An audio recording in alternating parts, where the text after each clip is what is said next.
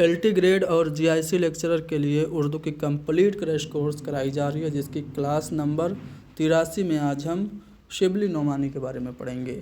آپ ہماری اس کلاس کو لائک کیجئے۔ جی ہاں، لائک کر دیجئے۔ لائک کر دیا نا؟ چلیے چینل کو سبسکرائب بھی کر لیجئے۔ علامہ شبلی نعمانی کب اور کہاں پیدا ہوئے؟ تو 1857 عیسوی میں۔ 1857 عیسوی ہندوستان کی تاریخ میں ایک بہت ہی زیادہ اہم سال ہے۔ اس سال 1857 میں ہندوستان کی جو پہلی جنگ آزادی ہے وہ ہوئی تھی، جس کو پرتھم سوتنترتا سنگرام کے نام سے جانا جاتا ہے۔ تو اسی سال علامہ شبلی نعمانی ہمارے اعظم گڑھ میں پیدا ہوئے تھے، اور ان کے والد کا نام شیخ حبیب اللہ تھا۔ اعظم گڑھ میں ہی ان کا انتقال ہوا 1914 عیسوی میں۔ ان کے اساتذہ میں فاروق چریا کوٹی اور مولانا ارشاد حسین، یہ دو نام اہمیت کے حامل ہیں۔ شبلی نے شاعری بھی کی۔ ان کے شعری مجموعے آگے بتائے جائیں گے۔ انہوں نے اپنا تخلص کا استعمال کیا تھا، تو اردو شاعری میں انہوں نے تصنیم اور فارسی شاعری میں انہوں نے شبلی تخلص استعمال کیا۔ AMU میں عربی کے اسسٹنٹ پروفیسر بھی بنے تھے۔ کب؟ 1883 عیسوی میں۔ ان کو شمس العلماء کا خطاب بھی ملا۔ دیکھیے، محمد حسین آزاد کو 1887 میں ملا، اور حالی کو 1904 میں ملا، اور شبلی کو 1894 عیسوی میں شمس العلماء کا خطاب ملا، یاد رکھیے گا۔ شبلی کی علمی خدمات کے صلے میں ریاست حیدرآباد سے انہیں 100 روپے کا وظیفہ بھی مقرر ہوا تھا۔ شبلی نے اعظم گڑھ میں دارالمصنفین کی بنیاد ڈالی سن 1914 عیسوی میں۔ اعظم گڑھ سے ہی، دارالمصنفین سے ہی مشہور رسالہ معارف نکلتا ہے، بہت ہی زیادہ مشہور ہے۔ اکثر امتحان میں بھی پوچھا جاتا ہے کہ رسالہ معارف کہاں سے نکلتا ہے؟ اعظم گڑھ سے نکلتا ہے۔ اب ان کی کچھ تصانیف دیکھ لیجئے۔ مسلمانوں کی گزشتہ تعلیم، یہ شبلی کی پہلی تالیف ہے۔ شبلی نے اسے اپنی پہلی تالیف قرار دیا ہے۔ 1887 عیسوی میں یہ منظر عام پر آئی تھی۔ المامون، اس میں علامہ شبلی نعمانی نے مامون رشید کی زندگی اور اس کی عہد سلطنت کے حالات بیان کیے تھے۔ یہ کتاب بھی 1887 عیسوی میں منظر عام پر آئی۔ سید سلیمان ندوی نے المامون کو تاریخ بنی عباس کا نچوڑ کہا ہے۔ سیرت النعمان، یہ کتاب بھی اہم ہے۔ امام ابو حنیفہ کی یہ سوانح عمری ہے۔ پہلا حصہ 1889 میں اور دوسرا حصہ 1890 میں لکھا گیا، اور 1891 میں یہ کتاب شائع ہوئی۔ کتاب کا نام ہے سیرت النعمان۔ نعمان اسی وجہ سے ابو حنیفہ کا یہ نام تھا، تو اسی نسبت سے شبلی اپنے آپ کو نعمانی بھی کہلواتے تھے۔ شبلی کا جو سفر نامہ ہے وہ ہے سفر نامہ روم و مصر و شام۔ یہ شبلی کا سفر نامہ ہے۔ 1893 میں لکھنا شروع کیا، اور 1894 میں یہ پہلی بار شائع ہوا۔ الفاروق، ان کی کتاب حضرت عمر کی سوانح ہے۔ الغزالی، یہ کیا ہے؟ شبلی کی یہ تصنیف حیدرآباد دکن میں جب وہ تھے اس دوران لکھی گئی تھی۔ اگست 1902 میں یہ کانپور سے شائع ہوئی تھی۔ تو الغزالی انہوں نے کہاں رہ کے لکھی؟ حیدرآباد میں۔ اور کہاں سے شائع ہوئی؟ کانپور سے۔ علم الکلام اور الکلام، یہ علم کلام پہ مبنی ان کی دو اہم کتابیں ہیں۔ انہوں نے سوانح مولانا روم بھی لکھی۔ جلال الدین رومی کی یہ سوانح عمری 1906 عیسوی میں شائع ہوئی۔ ان کی بہت ہی مشہور کتاب موازن انیس و دبیر ہے۔ اس میں انہوں نے میر انیس اور مرزا دبیر کا تقابلی مطالعہ کیا ہے۔ اردو میں تقابلی مطالعے کی ابتدا یا تقابلی تنقید کی ابتدا यही किताब मानी जाती है, मवाज़न अनीस व दबीर। इस किताब का पहला एडिशन 1907 में आगरा के मतबा मुफीद आम से शाया हुआ था, ठीक है। और ये बात तो मैंने बताई थी कि मवाज़न अनीस व दबीर उर्दू में तकाबुली अदब की इब्तिदा हुई इसी किताब से। इस किताब में इन्होंने मीर अनीस और मिर्ज़ा दबीर का तकाबुल करते हुए मीर अनीस को मिर्ज़ा दबीर से अजीम और बड़ा शायर ये साबित करने की कोशिश की है, और इसी वजह से शिबली को दबीर शिकन भी बाज़ लोग कहते हैं, यानी इन्होंने दबीर को कम किया है अपनी इस किताब में। तो इस किताब के रद में बहुत सारी किताबें भी लिखी गई, जिनमें अल मीज़ान काफ़ी ज़्यादा अहम है। पूछा जाता है कि मवाज़न अनीस व दबीर की रद में या उसके जवाब में कौन सी किताब लिखी गई? अल मीज़ान लिखी गई। सैयद नज़ीरुल हसन ने ये किताब लिखी थी, अल मीज़ान। मवाज़न अनीस व दबीर चूँकि अहम किताब है तो इसके बारे में मज़ीद अहम जानकारी आप ले लीजिए। अबुल सिद्दीकी इस किताब के बारे में कहते हैं कि अनीस व दबीर की शायरी में चूँकि तकाबुल किया था अनीस व दबीर का, तो अबुल सिद्दीकी भी अनीस व दबीर के बारे में कुछ कह रहे हैं। क्या कह रहे हैं? अनीस व दबीर की शायरी में दिल्ली और लखनऊ के रंग का फ़र्क है। दबिस्तान दिल्ली, दबिस्तान लखनऊ, दोनों में फ़र्क क्या है? दिल्ली में दाखिलियत है, तसव्वुफ़ है, रंज है, है, लेकिन लखनऊ में क्या है? निशातिया उन्सुर हैं, मुबालगा आराई है, तसन्नु और बनावट है। तो यही दोनों फ़र्क अनीस व दबीर की शायरी में, ऐसा अबुल सिद्दीकी कहते हैं। इनकी किताब का नाम मैंने कल बताया था, लखनऊ का दबिस्तान शायरी है। अच्छा, चूँकि इन्होंने तकाबुल किया था हाल ही ने शिबली ने अनीस और दबीर का, तो शिबली ने जो तकाबुल किया था तो मीर अनीस के अच्छे अशार और दबीर के थोड़ा कम अच्छे अशार इन्होंने कोड किए थे। कुछ मिसाल मैं दे रहा हूँ, ठीक है। मिसाल आप सुनिएगा। आपको फाइंड आउट करना है कि कौन सा शेर अनीस का है और कौन सा शेर दबीर का है, ठीक है ना, या कौन सा मिसरा अनीस का है, कौन सा मिसरा दबीर का है, आप कमेंट में बताइएगा। ज़ेरे कदम वालिदा फिरदौसे बरी है, ज़ेरे कदम वालिदा फिरदौसे बरी है, ये किसने कहा? और इसी मज़मून को कहते हैं माँ के पाँव के नीचे बेहिश्त है। इस मज़मून को किसने कहा? यानी एक ही मज़मून को दो तरह से दो बड़े मरसिया गो शुअरा ने अदा किया है। एक कह रहे हैं कि ज़ेरे कदम वालिदा फिरदौसे बरी है, और दूसरे कह रहे हैं कि कहते हैं माँ के पाँव के नीचे बेहिश्त है। तो इनमें कौन अनीस का मिसरा है, कौन दबीर का मिसरा है, आपको बताना है।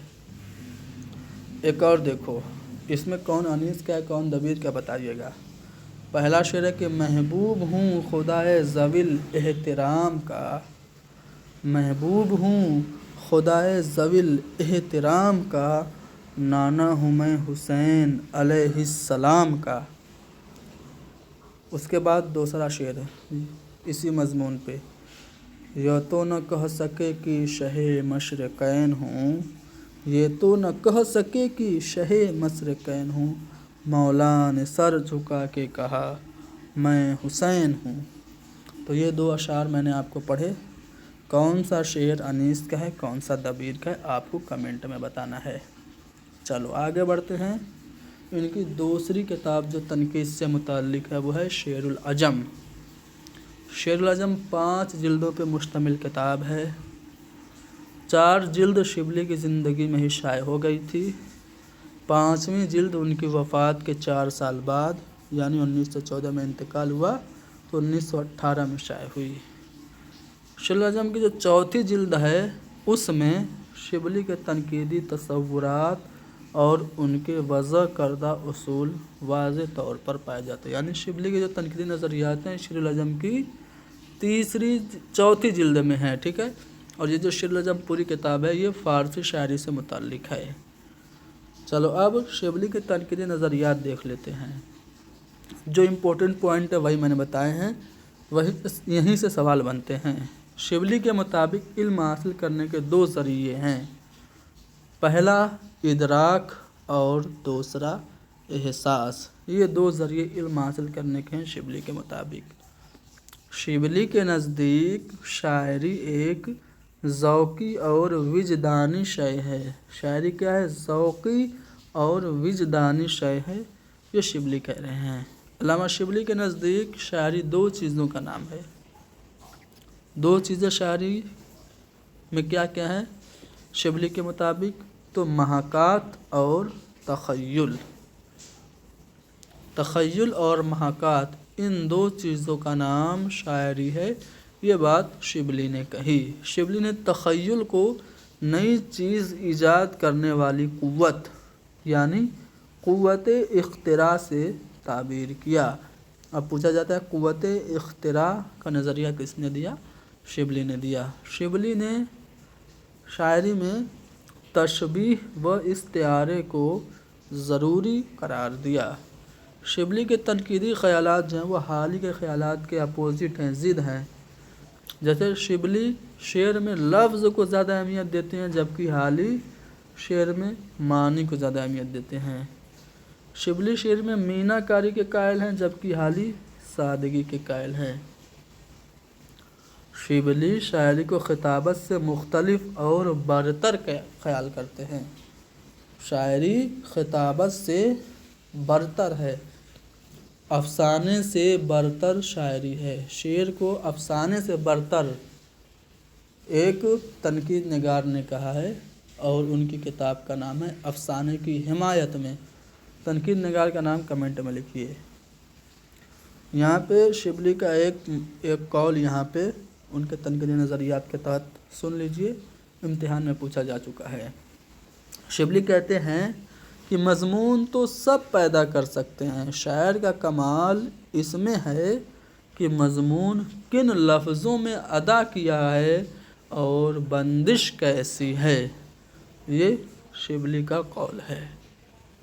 شبلی کی آخری جو کتاب ہے وہ سیرت النبی صلی اللہ علیہ وآلہ وسلم ہے۔ اس کتاب کی پہلی 2 جلدوں پہ شبلی نے کام کیا، اس کے بعد انتقال کر گئے۔ باقی کی جلدوں کو ان کے شاگرد سلیمان ندوی نے مکمل کیا۔ مکاتیب شبلی، یہ شبلی کے خطوط ہیں، 2 جلدوں پہ مشتمل ہیں، سلیمان ندوی نے مرتب کر کے شائع کیا۔ شبلی کے مقالات جو ہیں، جو ان کے مضامین ہیں، مقالات شبلی کے نام سے 8 جلدوں میں شائع ہوئے۔ اس کو کس نے مرتب کیا؟ سید سلیمان ندوی نے۔ باقیات شبلی کے نام سے ایک مقالات کا مجموعہ مشتاق حسین نے بھی شائع کرایا مرتب کر کے، ٹھیک ہے؟ تو باقیات شبلی کس نے مرتب کیا؟ مشتاق حسین نے۔ شبلی نے شاعری بھی کی، ان کے شعری مجموعے دست گل، بوئے گل اور برگ گل، یہ 3 ان کے شعری مجموعے ہیں۔ شبلی کی اہم نظمیں صبح امید موسٹ امپورٹنٹ ہے ان کی، یعنی شبلی کی نظم ہے۔ خواتین عرب، شہرآسوب اسلام، عدل جہانگیر، یہ بھی اہم ہے۔ مساوات اسلام اور ہم کشتگان، یہ سب شبلی کی اہم نظمیں ہیں۔ ویسے تو اور بھی دیگر نظمیں ہیں، لیکن جو امپورٹنٹ تھی وہ بتائی میں نے۔ اب صبح امید جو شبلی کی نظم ہے، صبح امید بہت زیادہ اہم ہے۔ کب لکھی گئی؟ 1884 میں، اور 1885 میں شائع ہوئی۔ کلیم الدین احمد نے شبلی کی نظم صبح امید کو مسدس حالی پر ترجیح دی ہے۔ مسدس حالی کو الہامی کتاب وہ سکسینہ صاحب کہہ رہے ہیں، سکسینہ، رام بابو سکسینہ مسدس حالی کو الہامی کتاب کہہ رہے ہیں، لیکن کلیم الدین احمد مسدس حالی سے بہتر شبلی کی نظم صبح امید کو قرار دیتے ہیں۔ مقالات شبلی 8 جلدوں پہ مشتمل ہے، بہت سارے اس میں مضامین ہوں گے، لیکن سب کچھ تو نہیں پڑھنا ہے ہمیں، یہیں پہ ہم کو پی ایچ ڈی تو کرنا نہیں ہے شبلی پہ، لیکن کچھ اہم مضامین جو امتحان میں پوچھے جاتے ہیں وہ آپ کو بتا دیتے ہیں۔ فن بلاغت امپورٹنٹ ہے، سر سید مرحوم اور اردو لٹریچر موسٹ امپورٹنٹ ہے، کئی بار متعدد امتحانوں میں یہ کوشچن آ چکا ہے کہ سر سید مرحوم اور اردو لٹریچر کس کا مضمون ہے۔ املا اور صحت الفاظ، حقائق اشیاء اور معشوق حقیقی، تحفۃ الہند، بھاشا زبان اور مسلمان، مسلمانوں کی گزشتہ تعلیم، یہ بھی امپورٹنٹ ہے، یاد رکھیے گا۔ عربی اور فارسی شاعری کا موازنہ، فلسفہ اور فارسی شاعری، ہندوستان میں اسلامی حکومت کے تمدن کا اثر، قرآن مجید میں خدا نے قسمیں کیوں کھائیں، یہ مضمون کا نام ہے، اور غیر قوموں کی مشابہت، یہ سب مضامین جو میں نے ابھی بتائے شبلی نعمانی کے ہیں۔ اب شبلی نعمانی کے بارے میں کچھ خیالات، کچھ اقوال وہ بھی سن لیجئے۔ مہدی افادی، مہدی افادی کا ایک مضمون میں نے آپ کو بتایا تھا، اردو لٹریچر کے عناصر خمسہ، ٹھیک ہے، 5 عناصر اردو لٹریچر کے ہیں مہدی افادی کے مطابق۔ سر سید شبلی، حالی، محمد حسین آزاد اور نذیر احمد، مولوی نذیر احمد، ٹھیک ہے، یہ 5 لوگ ہیں۔ مہدی افادی نے شبلی کو تاریخ کا معلم اول کہا اور کہا کہ یہ شبلی جو تھے وہ تاریخی آدمی تھے۔ سلیمان ندوی کے مطابق شبلی تاریخ کے ذریعے علم کلام تک پہنچنے والی شخصیت تھے، کیونکہ ان کی تاریخی تصانیف میں بھی علم کلام کا عکس ملتا ہے۔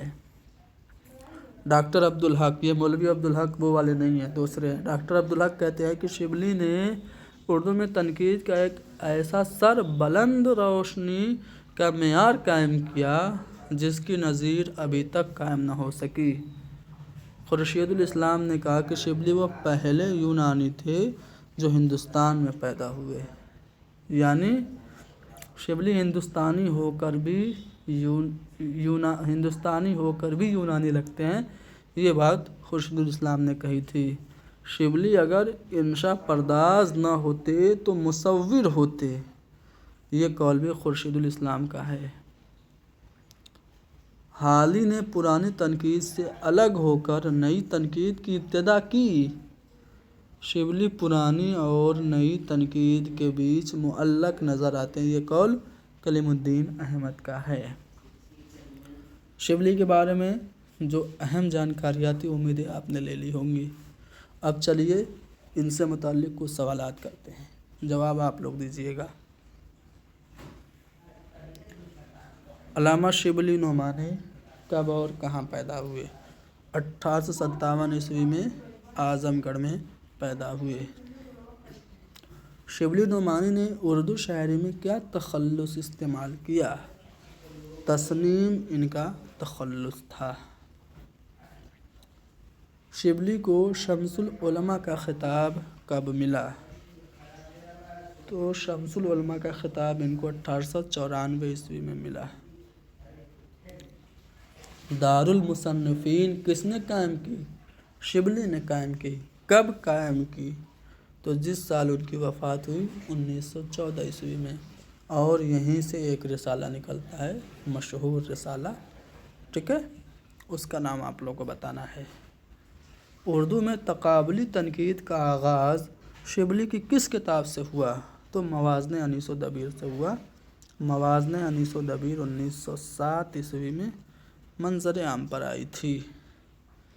المیزان نصیر الحسن نے لکھی تھی۔ یہ کتاب شبلی کی کس کتاب کی رد میں لکھی گئی؟ تو موازنِ انیس و دبیر کی رد میں المیزان لکھی گئی۔ شبلی کے نزدیک شاعری کن 2 چیزوں کا نام ہے؟ تو شاعری محاکات اور تخیل کا نام ہے شبلی کے مطابق، جبکہ حالی کے مطابق جو 3 چیزیں شاعری کے لیے لازمی ہیں وہ तख़य्युल, मुताले कायनात और तफ़हुस अल्फाज है। ठीक है। शिबली ने किस किताब को, ये किस होगा, शिबली ने किस किताब को मुदल्लल मद्दाही कहा है? तो हयात जावेद जो सर सैयद की सवान हयात है, इसको मुदल्लल मद्दाही शिबली ने कहा है। शेरुल अजम, ये शेरुल अजम होगा। शेरुल अजम, शेरुल अजम का ताल्लुक़ किससे है? शेरुल अजम का ताल्लुक़ फ़ारसी शायरी की तनकीद से, अरबी शायरी की तनकीद से, उर्दू शायरी की तनकीद से, या फिर अरबी और फ़ारसी दोनों किस शायरी की तनकीद से है? तो फ़ारसी शायरी की तनकीद से शेरुल अजम का ताल्लुक़ है। अदले जहांगीर, ये क्या है? नज़्म है। किसकी नज़्म है? शिबली नोमानी की है। अब कुछ वन लाइनर भी हैं, उनका जवाब आप कमेंट में दीजिएगा। ठीक है। चलो, सर सैयद और उर्दू लिटरेचर किसका मज़मून है? शिबली की तसनीफ़ सीरतुन नबी की तकमील किसने की? इंतकाल हो गया था ना शिबली का, तो बाद में किसी ने मुकम्मल किया, किसने किया? उर्दू में तकाबुली तनकीद की बुनियाद किसने डाली? शिबली ने किसकी मौत पर मरसिया भी कहा? मरसिया भी कहा शिबली ने किसकी मौत पर? कमेंट में बताना है। और रिसाला मारिफ कहाँ से निकलता था? ये 5 सवालों के जवाब आप लोगों को कमेंट में देने हैं। क्लास को ख़त्म करते हैं, मिलेंगे इंशाअल्लाह अगली क्लास में।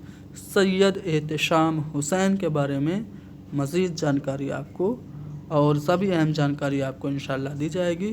तो क्लास को लाइक कीजिए, शेयर कीजिए, हैदरी स्टडी पॉइंट को ज़रूर सब्सक्राइब कीजिए।